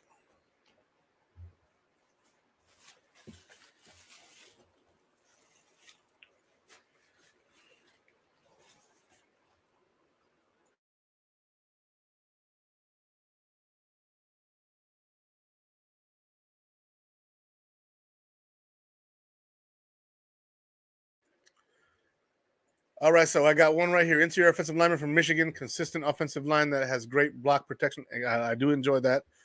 I like Olusegun or the wide receiver from Washington to see what he has. Maybe after DHop is gone or Davis isn't re-signed. But I also like one from Princeton. He's the one I have my eye on. I really like him. Some of that can be corrected. Yeah, no, a lot of that can be corrected. A lot of technique and hitting the workout room. Also getting NFL professional training staff and coaches getting their hands on you. Guys like our offensive line coach really will help him. Any linebackers available? Let's take a look. So linebackers available. Let's scroll down. We have D lineman Byron Young from Alabama, running back Roshan Johnson from Texas. No, the next linebacker available is ranked 127, and I think he'll be there at our next pick at 137. So let's go ahead and focus on the guys we're looking at here. I think that Olusegun is going to be the guy.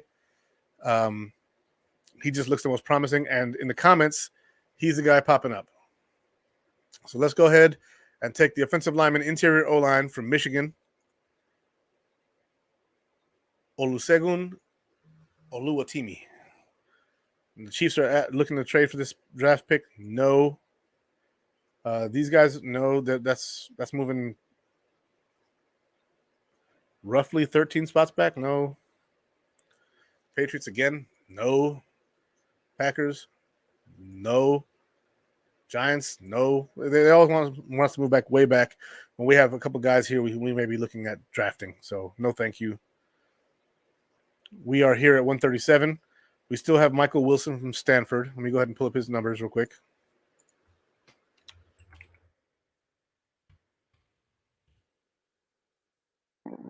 Excuse me.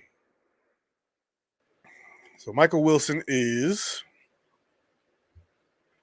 6'2", 213 pounds. He has 31-inch arms. His hands are 9 3/4 inches. Prospect grade is a 6. Production score 65.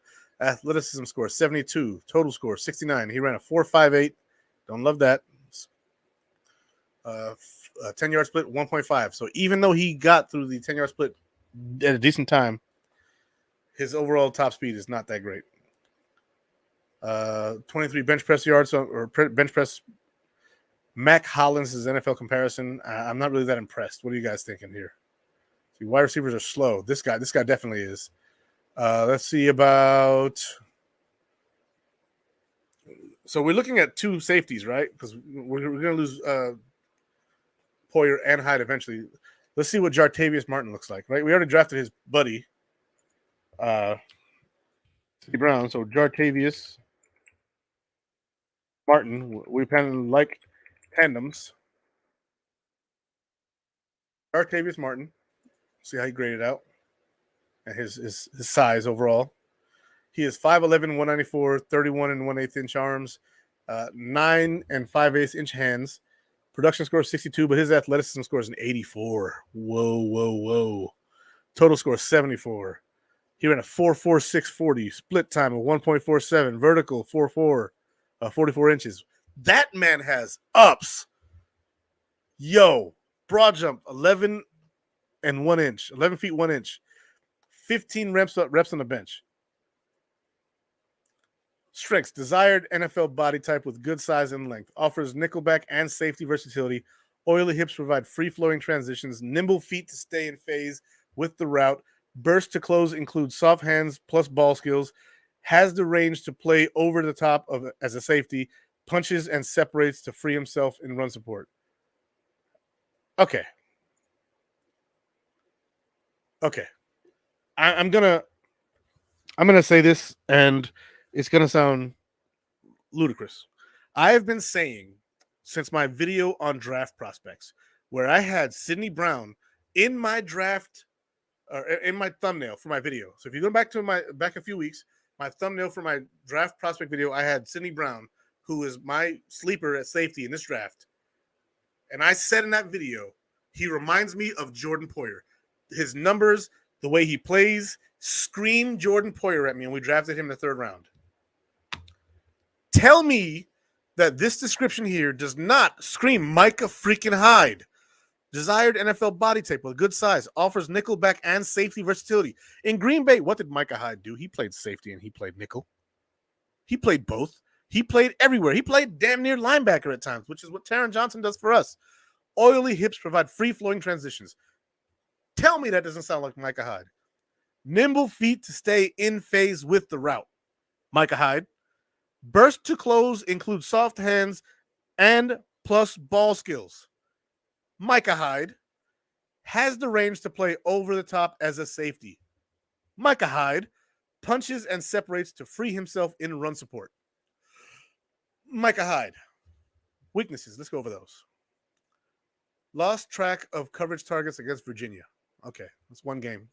If you had to give me one specific game, he had a bad game. Everybody's entitled to that. Inconsistent chase speed when beaten deep. That still sounds kind of like Micah Hyde. Gets knocked off balance in his tight man coverage. Yeah, that sounds kind of like Micah Hyde a little bit. Micah Hyde is a little more sticky nowadays because of instinctive and maturity, growth, and development. Also, being able to read a play before it happens. This right here can be weaned out of him. Might not have enough play strength to cover tight ends. That's Micah Hyde. Undercut angles on the throw run. Undercut angles on the throw run a little shallow. I don't know what he's saying here. This sentence is piss poorly written. I don't like it. Redo your wording. Needs to take leverage angles to ball carrier. That's Micah Hyde. Dude, this guy right here screams Micah Hyde to me. Is anybody still in the chat? Help me out here, guys. Tell me I'm not bugging.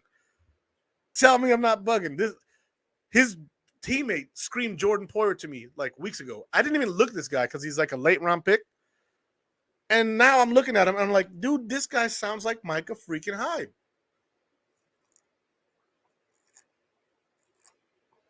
Someone say something. Jim Graham, there we go. Like that description is Micah Hyde. You have the chance this year in my mock draft. You have the chance in this mock draft to draft from the same college 2 guys who play exactly like our safeties on a team that played at a high level this year, I believe, on defense at least, in Illinois. Let me see what Illinois' record was. Illinois Illini.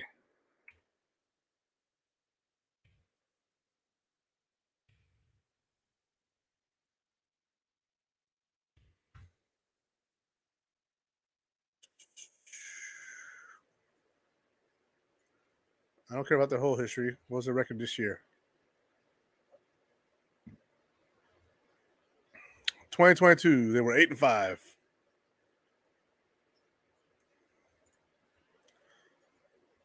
I'm loving this draft you have so far. Dude, I'm having a blast doing this. I'm looking into other players that I have not even thought about drafting yet. And I know that we're going to lose Micah Hyde and Jordan Poyer within the next 2 years, probably. Why not have their successors on the team? Guys who are physically, athletically gifted, who can learn from guys who play just like them in the pros, getting their college clones from the same school, meaning they're going to have chemistry together. Dude, that is crazy. That is crazy to me. We can get young. Well, we got to get young. Why not a prototype? Exactly. Why not a prototype that works in your system? Illinois had a great season until the Michigan game. After that, they had a couple of close games where it went downhill.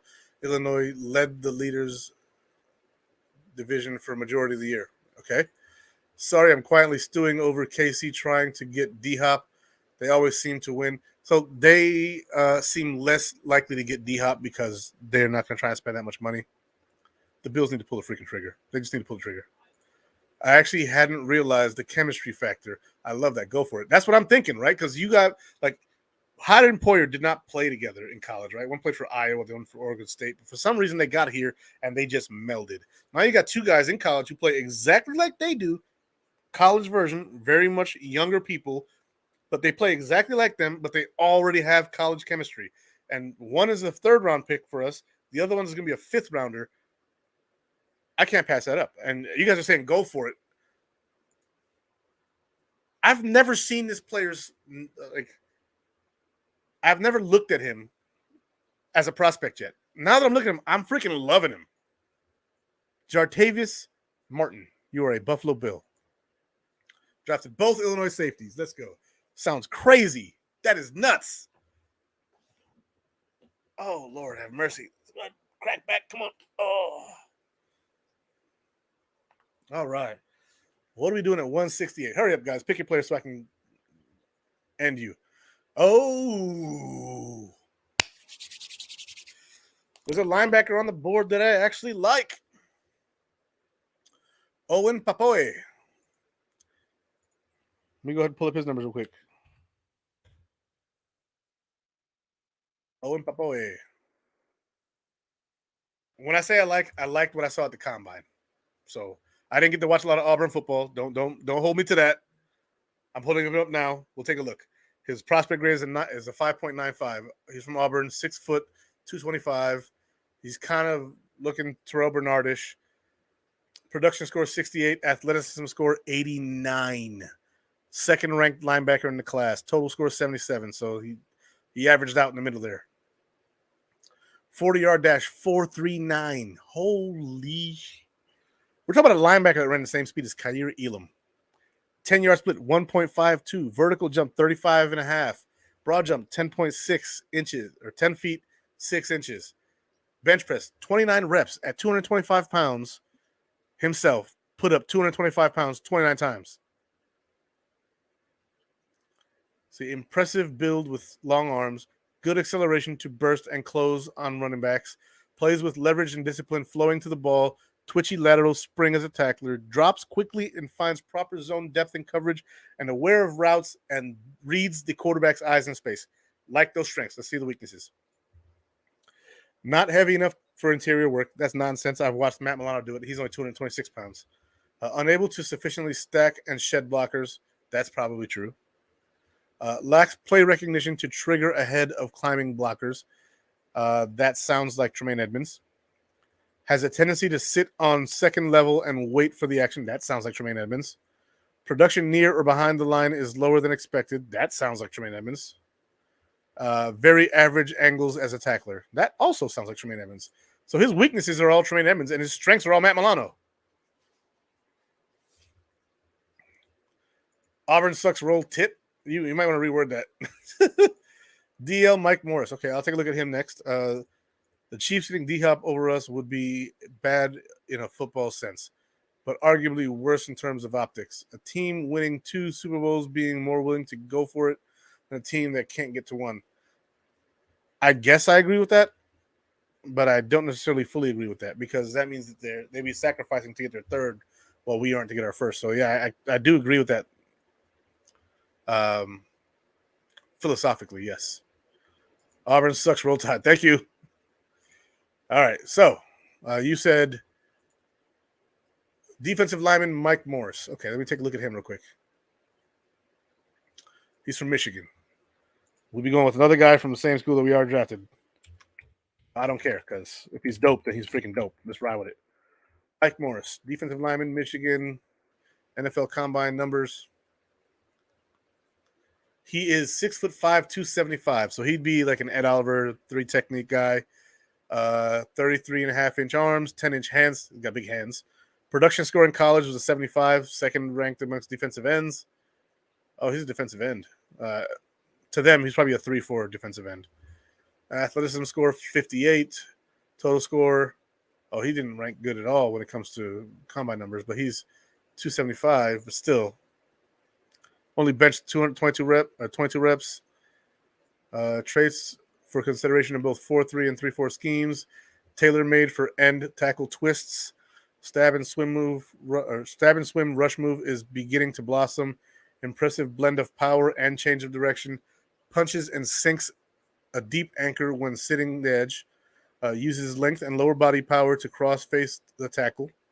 Flies in to stop runner in backside pursuit. Still working on finding his hands to go move. Rides on blocks to off. Needs better pad level to generate pocket push. Hands lack violence to battle. I'm not really liking that prospect so much, guys. I'm not liking that prospect. I hope Jay Spence isn't watching Izzy say bad things about Edmonds. Look, Edmonds in coverage, great linebacker. Like, it's hard to get better than Edmonds. There's like 2 or 3. Like Levante David's one of them. There's not a lot of guys better in coverage, but stopping the run, we got to admit he's average at best. He's just not decisive at hitting the hole. He's not. And I love Jay Spence. Jay Spence is my guy.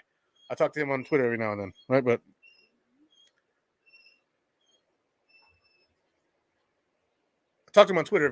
But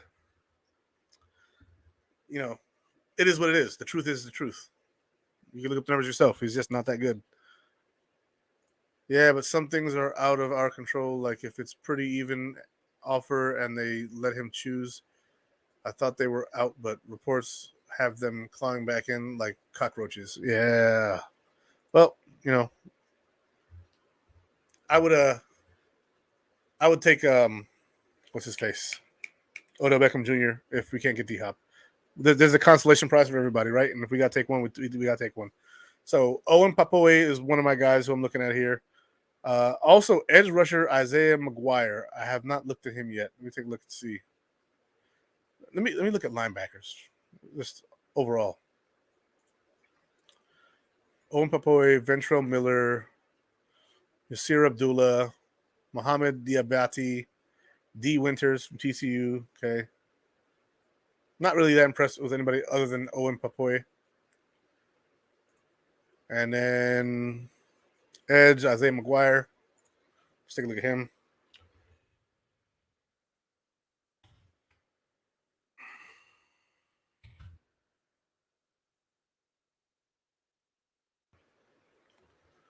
All right, so Isaiah McGuire, edge rusher from Missouri. He is 6'4", 268 pounds, 33 and 7/8 inch arms, 8 and 5/8 inch hands. Production score 73, athleticism score 72, total score 71. I don't know how total score is lower than the 2 other ones. I thought it was average, but I guess not. Ran a 4.76 with a 1.72 split. Vertical jump 36.5, broad jump 10 feet 2 inches, 3-cone drill 7.39. NFL comparison Preston Smith. So I actually like this kid, Isaiah McGuire, right here. I would take a Preston Smith all day. Zach Kuntz, tight end Missouri, maybe. Let's see if tight ends. Safety, Notre Dame, Brandon Joseph. We're good at safety. Good at running back. Jack Hayner. You know what? I just clicked that in. Zach Kuntz is still there. He's ranked number 138. That's doable. Let me see his numbers here.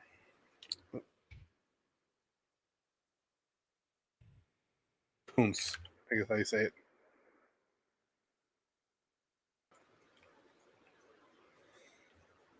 Let's take a look.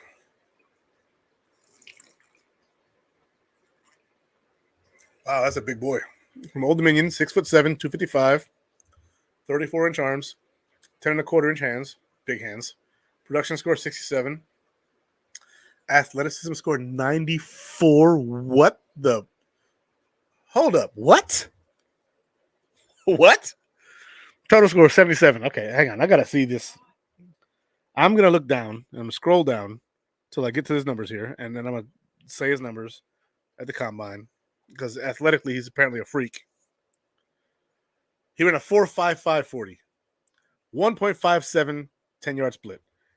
He's got a 40-inch vertical, 10-foot 8-inch broad jump, 6.87 3-cone drill, 20-yard shuttle 4.12, and a bench press of 23. Shut your freaking mouth. Strength. Tremendously long with explosive testing potential. Former high jump and hurdles champion. What? Room for more muscle mass on his frame. Yeah, he's only 255 pounds at 6'7". Of course there is. Wingspan to reach over the top of coverage. Has build-up speed to create seam separation. Able to wall off defenders on the backside. Dude, there's two prospects in this spot that I'm looking at. Isaiah McGuire and Zach Kuntz now. Weaknesses: made just 15 starts during college career. Has trouble releasing into the route against pressure. Crowded and hassled at the top of the route. Lacks desired coordination as a pass catcher. That's tough. Too much finesse in his run blocking for inline work as a pro. Ooh. So, physically gifted he is. He's big, he's strong, he's fast. Really fast. Like, a 4.5 tight end is freaking nuts. It's crazy. 6'7", 255. Whew. Okay. Sounds kind of like Dawson Knox. He sounds a lot like Dawson Knox. But Dawson Knox doesn't really have trouble catching in traffic like that. He makes all the hard catches. And this guy would be second to Dawson Knox on the team. We're talking about a 6th, 7th round pick. Guys, help me out here. It's between Kuntz and freaking McGuire. The 137th and 138th overall ranked pick. It's between those two guys.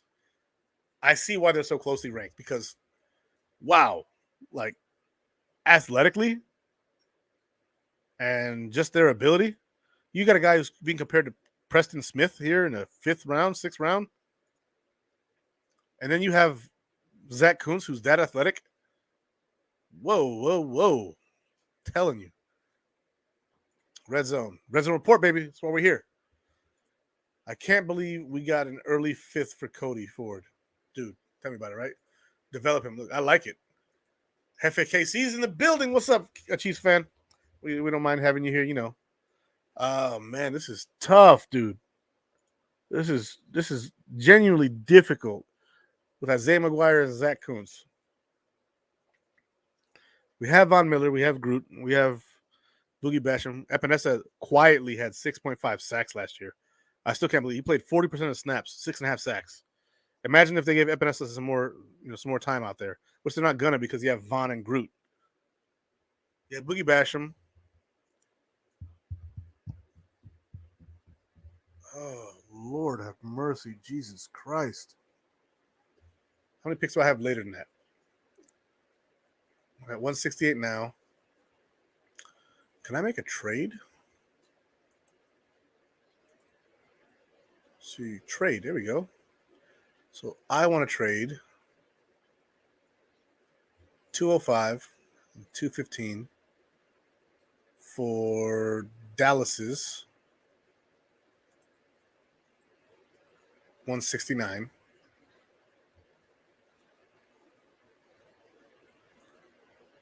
I also can give him a 6 next year. Yeah, 6 next year. I'm making the trade. I'm getting both. Reject. I'm getting both. Isaiah McGuire. Reject. And Zach Kuntz. Got them both. To hell with it. There it is. Made it happen, guys. Got both. To hell with it, man. You got two dudes on the board in the 6th round screaming at you like, hey, one day I could be a starter. You just got to put me behind somebody, develop me, and make this thing happen.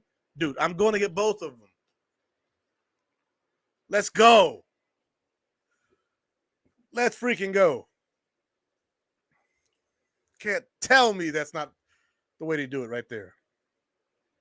Package up a couple of late round picks to go get the guy you want or guys you want. When you got two guys on the board and you got to have both of them, make your goddamn move.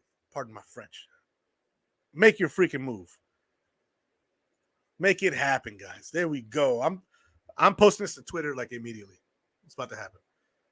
Share mock draft.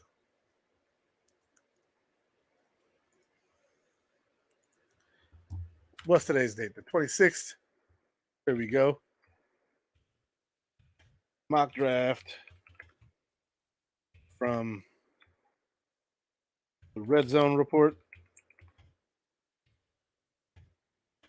on March 26th.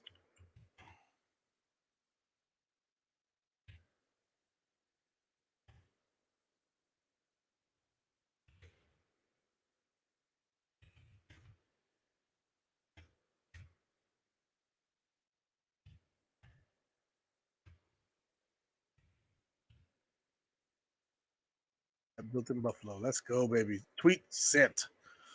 Go ahead and check out my tweet, guys. It is at TFP Rican. We're going to go ahead and close that. Close that. It's just me and you guys again. Guys, it has been so much fun. I love you guys' interaction. I appreciate so many of you guys sticking around for the show. I have so many people still tuned in.